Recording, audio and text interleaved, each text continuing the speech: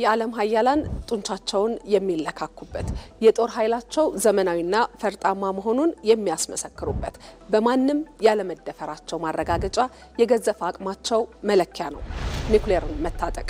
በዋናነት ዩራኒየም በተባለው ማዕድን ግብአትነት የሚመረቱት የኒውክሌር ቦምቦች እጅግ ኃይለኛና ተቀጣጣይ ፈንጂዎች ናቸው።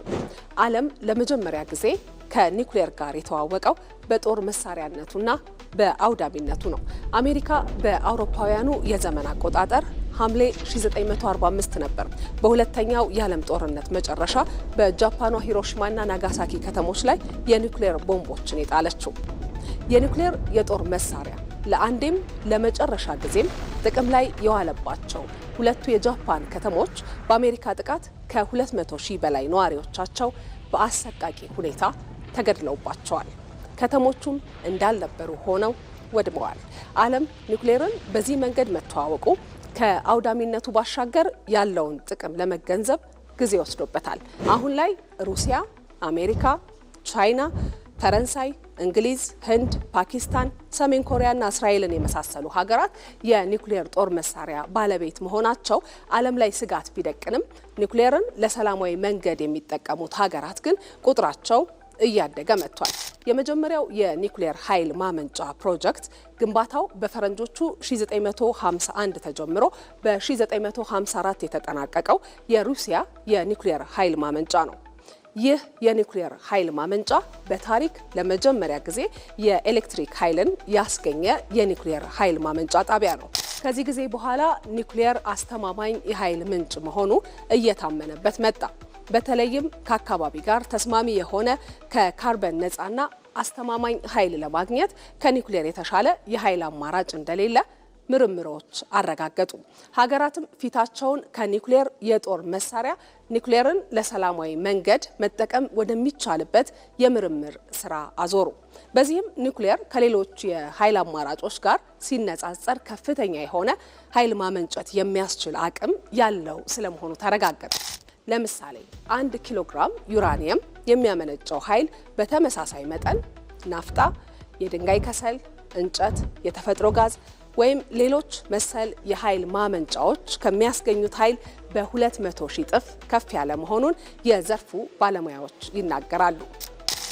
ከ1 ኪሎ ግራም ዩራኒየም 2200 ሜጋዋት አወር ኤሌክትሪሲቲ ሊመነጭ ይችላል።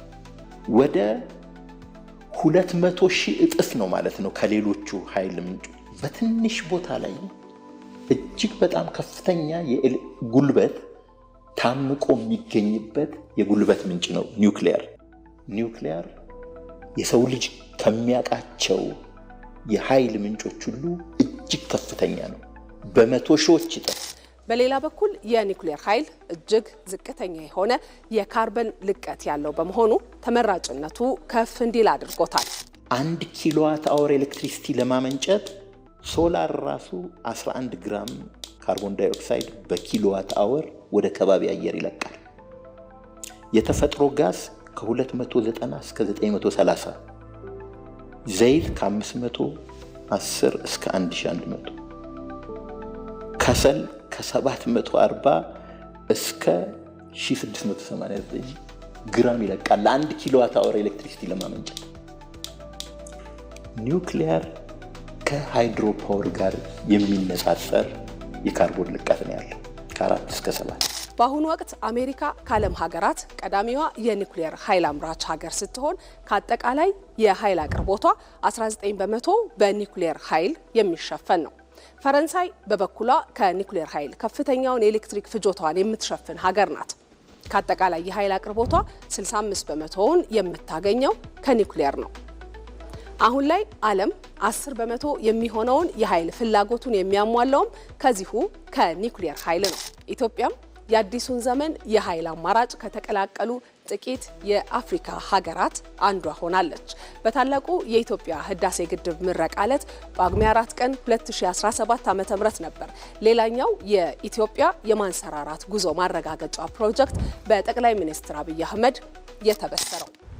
ኢትዮጵያ የህዳሴን ግድብ የሚተካከል ለሰላማዊ ዓላማ ብቻ የሚውል የኒውክሌር ፕላንት በቅርቡ ስራ ትጀምራለች። ለሰላማዊ ዓላማ ብቻ የሚውል የኒውክሌር ኃይል ማመንጫ ጣቢያ ፕሮጀክት ይፋ ከተደረገ በኋላም የኒውክሌር ኃይል ኮሚሽን ተቋቁሞ ስራውን ጀምሯል። ኢትዮጵያ የኒውክሌር ኃይልን ለኃይል አማራጭ ብቻ ሳይሆን ዓለም በደረሰበት ደረጃ ለተለያዩ ዘርፎች የመጠቀም ውጥኗን ለማሳካት ይሄው የኒውክሌር ኮሚሽን የ100 ቀናት እቅዱን አውጥቶ ወደ ተግባር ገብቷል። በዚህም ኢትዮጵያ በቅርብ ጊዜ ውስጥ ኒውክሌርን ለሰላማዊ ዓላማ ከሚጠቀሙ ሀገራት አንዷ የመሆኗ ነገር እውን ይሆናል።